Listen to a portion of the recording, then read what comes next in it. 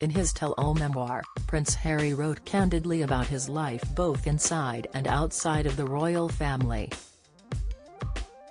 The Duke of Sussex went into unprecedented detail, revealing personal thoughts, feelings and experiences.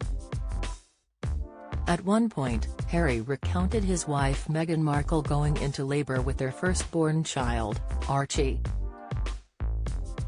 He admitted to taking several penetrating hits of laughing gas, a confession that has provoked backlash from some commentators. Andrea Camano and Demi Griffiths, hosts of Hello! Magazine's A Right Royal podcast, discussed Harry's book earlier this month. Ms. Camano referenced a conversation she had had with a friend, who argued, "The only thing I can take away from this is that Meghan has 3 children, a sentiment the royal journalist did not disagree with." She explained, "Him taking all the laughing gas, for me, that's a red line. That's just not funny." In Spare, Harry recalled Meghan being in labour with Archie back in May 2019. He wrote, "Meg was so calm. I was calm too. I saw 2 ways of enhancing my calm. 1, Nando's chicken, brought by our bodyguards. 2, a canister of laughing gas beside Meg's bed. I took several slow penetrating hits. Meg, bouncing on a giant purple ball, a proven way of giving nature a push, laughed and rolled her eyes. I took several more hits. Now, I was bouncing too." When her contractions began to quicken and deepen, a nurse came and tried to give some laughing gas to Meg. There was none left.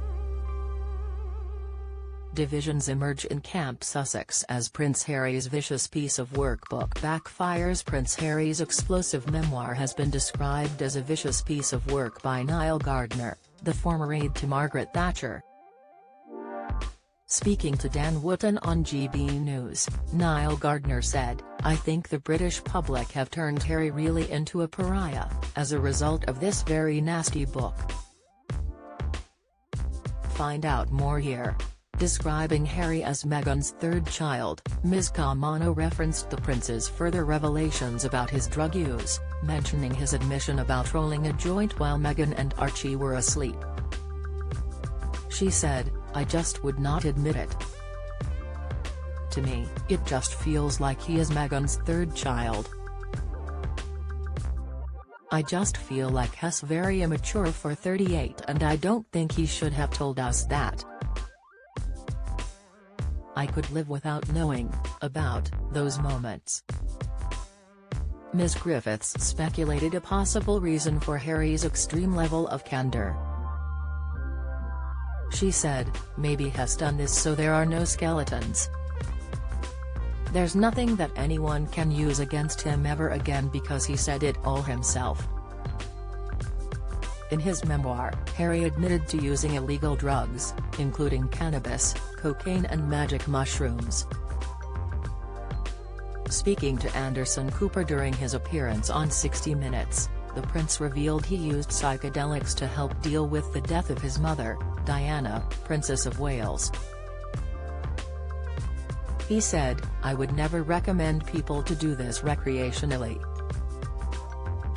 But doing it with the right people, if you are suffering from a huge amount of loss, grief or trauma, then these things have a way of working as a medicine." In his memoir, Harry admitted to using illegal drugs, including cannabis, cocaine and magic mushrooms. Speaking to Anderson Cooper during his appearance on 60 Minutes, the prince revealed he used psychedelics to help deal with the death of his mother, Diana, Princess of Wales. He said, "I would never recommend people to do this recreationally.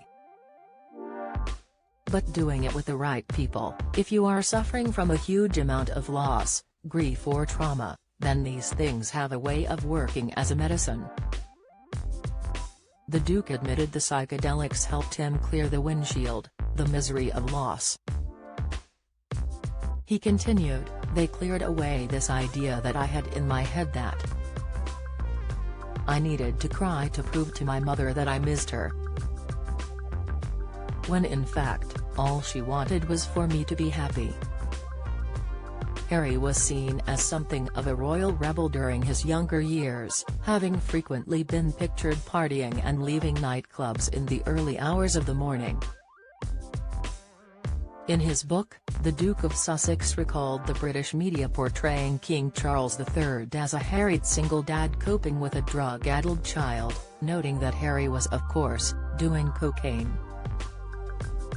But in Spare, Harry confessed, "Of course, I had been doing cocaine around this time," he wrote.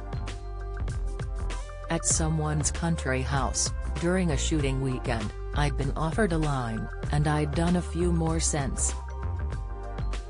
He continued, "It wasn't much fun, and it didn't make me particularly happy, as it seemed to make everyone around me, but it did make me feel different, and that was the main goal."